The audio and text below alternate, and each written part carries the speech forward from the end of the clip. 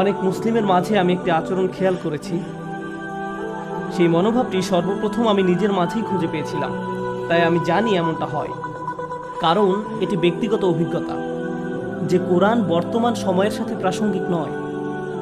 কোরআন আমার জীবনের ব্যাপারে কিছু বলছে না, এটা এমন কিছু নিয়ে বলছে যা অনেক আগেই ঘটে গেছে। আমি যাদেরকে চিনি যারা কোরআন নিয়ে কথা বলে, তাদেরকে দেখলে মনে হয় তারা 500 বছর আগেই পড়ে আছে। তারা আধুনিক সময়ের মানুষদের মতো নয়। তারা যখন কথা বলে এমনভাবে কথা বলে যেভাবে আর কেউ কথা বলে না। আমার বন্ধুরা বলে না, সহকর্মীরা বলে না, শিক্ষকরা বলে না, কেউ এইভাবে কথা বলে না। আপনি একজন খতিবের বন্ধু হতে পারেন, তারা এমনভাবে কথা বলে যেন তারা ভিন্ন কোনো যুগের মানুষ, যাদের সাথে আমার কোনো সম্পর্ক নেই। ধর্মীয় আলোচনার পর আমার প্রথম মনোভাব ছিল যে এটি এই সময়ের জন্য নয়, এটি একটি পুরাতন কিছু, প্রাচীন কিছু মানুষের জন্য। এই ধর্ম পালন করে এই যুগে বেঁচে থাকা সম্ভব নয়, অসম্ভব। আর আমি যত লেকচার শুনেছি সব সময় তারা এই কথাই বলতো যে এখনকার সময় কতটা খারাপ, এখন বেশ খারাপ সময়, আগে কতই না ভালো সময় ছিল। তো আমি নিজেকে বলতাম যে কিন্তু ওই সময় তো চলে গেছে, আর এখন খারাপ সময় চলছে, তো কি আর করার। এটি প্রথম সমস্যা। দ্বিতীয় যে সমস্যা আমি দেখেছি, আবারও নিজের মধ্যেই আমি এটি আগে দেখেছি।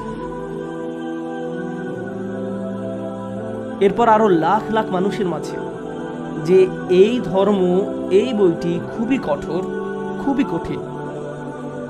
যেই নিয়মকানুন আছে তা পালন করা সহজ নয়। এই নিয়ম নীতিগুলো কিছু জিনিস থেকে দূরে থাকতে বলে, কিছু করতে বলে, কিন্তু এগুলোর সংখ্যা অতিমাত্রায় বেশি, বেশ কঠিন এবং প্রাসঙ্গিক নয়। পালন করা একেবারেই সম্ভব নয়। আর যদি পালন করতেই হয় তবে আমাকে চরমপন্থী হতে হবে। সাধারণ সুখী কোনো মানুষ এটা পারবে না, এগুলো পালন করতে পারবে না। আর যতই বেশি ধার্মিক আপনি হবেন, তত বেশি বিষণ্ণ হবেন, তত বেশি রাগী, দেখতেও প্রচণ্ড রাগী। আমি যত ধার্মিক লোকজন চিনি তারা খুবই রাগী মানুষ। আমি ওই রকম হতে চাই না।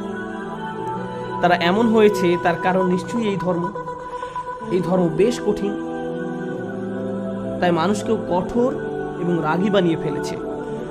তারা এমন হয়েছে তার কারণ নিশ্চয়ই এই ধর্ম বেশ কঠোর। শুধু তাই না, আমি আল্লাহ পাকের এই পথে আসার আগে যদি দাড়িওয়ালা কাউকে দেখতাম, উল্টো দিকে দৌড় দিতাম।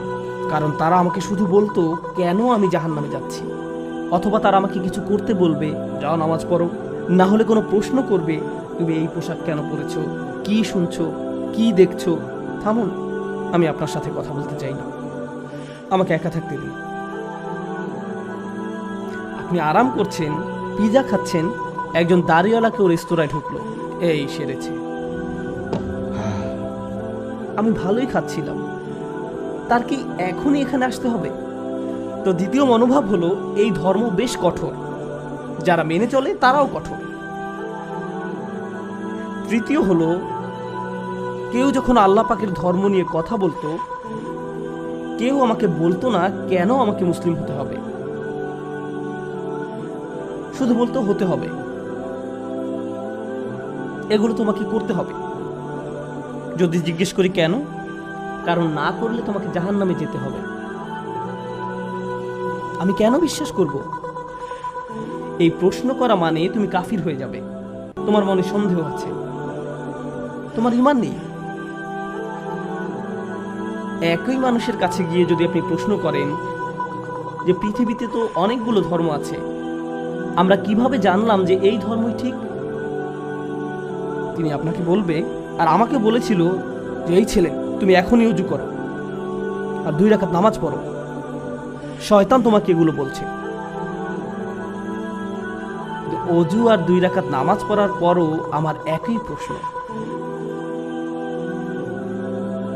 আমরা এই ধর্ম কেন অনুসরণ করছি? যখনই আমি কাউকে জিজ্ঞেস করেছি সবাই বলেছে আস্তাগফিরুল্লাহ। কিভাবে তুমি এমন প্রশ্ন করতে পারলে? ইন্না লিল্লাহি ওয়া ইন্না ইলাইহি রাজিউন। তোমার বাবা মা জানে এই ব্যাপারে? ভাই তুমি বসো, তোমার উপর কোনো রুকিয়া করে দিই। কিন্তু রুকিয়া করার পরও আমার মনে একই প্রশ্ন। এরপর আমি কি ভাবতে শুরু করেছিলাম, আর আরো লাখ লাখ যুবক যুবতী ভাবতে শুরু করে, তাদের কাছে এর কোনো উত্তর নেই। প্রথমত তারা চায় তুমি প্রাচীন মানুষের মতো থাকো, 2015 না 1275 বাস করো। তারা তোমাকে ওমর বিন খাত্তাব রাদিয়াল্লাহু তাআলা আনহুর সময় থাকতে বলে। তো প্রথমত এটা প্রাসঙ্গিক নয়, দ্বিতীয়ত এটা বেশ কঠোর, তৃতীয়ত তারা আমার প্রশ্নের উত্তর দিতে চায় না। তারা মনে করে আমার প্রশ্ন হলো শয়তানি কিছু। এই 3 কারণ যথেষ্ট কারো বলার জন্য যে আমি ইসলামের ধারে কাছেও যেতে চাই না। আপনার যদি এই 3টি উদ্বেগ থাকে আর আপনি ইসলামের ধারে কাছেও যেতে না চান, আমি মেনে নিব, এটা যৌক্তিক।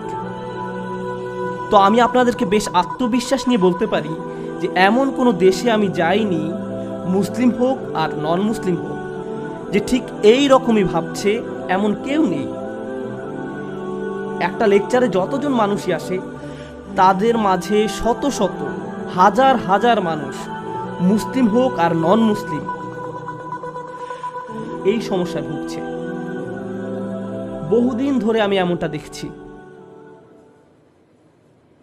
আমার জীবনের অনেকটা সময় আমি কোরআন থেকে দূরে ছিলাম। এজন্য নয় যে আমার সময় নেই, বরং এজন্য যে এটা কঠোর, এটি আমার প্রশ্নের উত্তর দিতে পারবে না।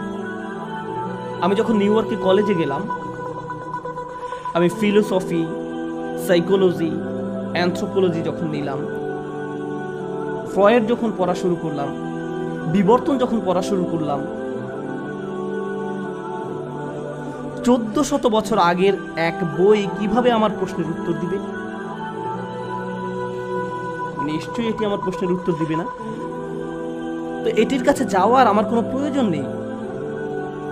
কিন্তু আল্লাহ পাকের অশেষ রহমতের কারণে, আর কোনো কারণ নেই। শুধু এই কারণে যখন আমি আল্লাহ পাকের বইয়ের সাথে পরিচিত হলাম আর ভাগ্যবশত দারুণ কিছু শিক্ষকের সন্ধান পেয়েছিলাম, তখন বুঝতে পারলাম এই 3টি প্রশ্নই মূলত সত্য নয়, অবিশ্বাস্যভাবে এটি প্রাসঙ্গিক। এতে আমার প্রশ্নের উত্তর রয়েছে। আমার ব্যক্তিগত সমস্যার, এই যুগেরই, সমাজের বা দুনিয়ার সমস্যার কথা পরে, ওটা দ্বিতীয় বা তৃতীয় ধাপ। আমি নিজের ব্যক্তিগত সমস্যাবলীর কথা বলছি। এই বইতে সে উত্তর আছে। দ্বিতীয় সমস্যা ছিল এটা কঠোর। যত আমি গবেষণা করেছি আমি বুঝেছি মূলত মানুষ হলো কঠোর। এই বইটি মোটেও কঠোর না। আল্লাহ পাক বইটিকে রহমত হিসাবে পাঠিয়েছেন, কিন্তু আমাদের মাঝে তা নেই। তাই আমরা যখন কথা বলি আমরা রহমতটা উজ্জ্বল রাখি। আল্লাহ পাকের বই তা করে না, আমরা করি। আমাদের ধৈর্য সহ্য নেই। এই ব্যাপারে আমি পরে কথা বলবো। তৃতীয় সমস্যা ছিল আমার প্রশ্নের কেউ জবাব দিচ্ছে না। আমার প্রশ্ন আছে আর তারা বলে আস্তাগফিরুল্লাহ, শয়তান। অথচ কোরআন বলছে তোমাদের প্রশ্ন আর সমালোচনাগুলো নিয়ে আসো। দুনিয়ার কোন ধর্ম বলে আসো সমালোচনা করো? শুধু ইসলাম, আর একটিও নেই। তোমাদের প্রশ্ন আর সমালোচনাগুলো নিয়ে আসো। আমি যখন পড়ছিলাম আমি ভাবছিলাম এগুলো কি বলছে।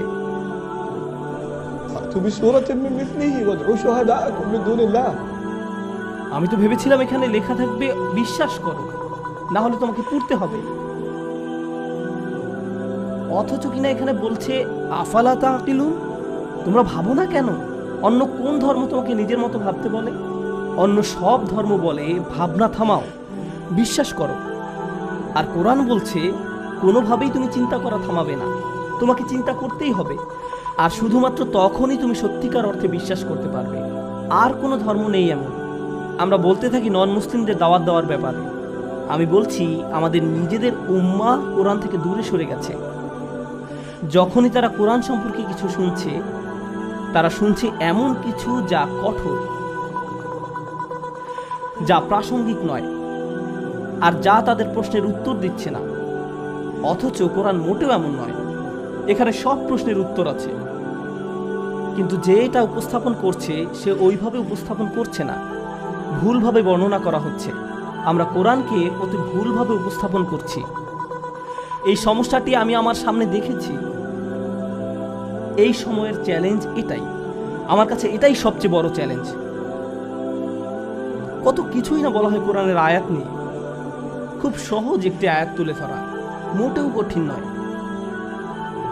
আর এর অপব্যবহারও খুবই সহজ, খুবই সহজ। আর মানুষ এটা করেও। মাঝে মাঝে মানুষ এমন অপব্যবহার করে কোরআনের আয়াতের, আর নিষ্পাপ মানুষ মারা যায়। এই কোরআনের এই অপব্যবহার এই দুনিয়াতে শুধু ফাসাদ তৈরি করে না, রক্তপাত ঘটানো হয় এর নামে। এমনটা হচ্ছে। এমন অপব্যবহারের মাধ্যমে মানুষ আরো দূরে সরে যাচ্ছে কোরআন থেকে। এমনটা হচ্ছে। এমন অপব্যবহারের মাধ্যমে মানুষ আরো দূরে সরে যাচ্ছে কোরআন থেকে। এমনটা হচ্ছে। এমনভাবে কোরআন নিয়ে মানুষ কথা বলছে যে এমনকি মুসলিমও বলছে ইসলাম আমার আর দরকার নেই, আমি সরে যেতে চাই। এটা হলো এই সময়ের ট্র্যাজেডি। এখন আমি এই ট্র্যাজেডির ব্যাপারে কথা বলা বন্ধ করব, কারণ আপনারা অনেক শুনেছেন এই ব্যাপারে।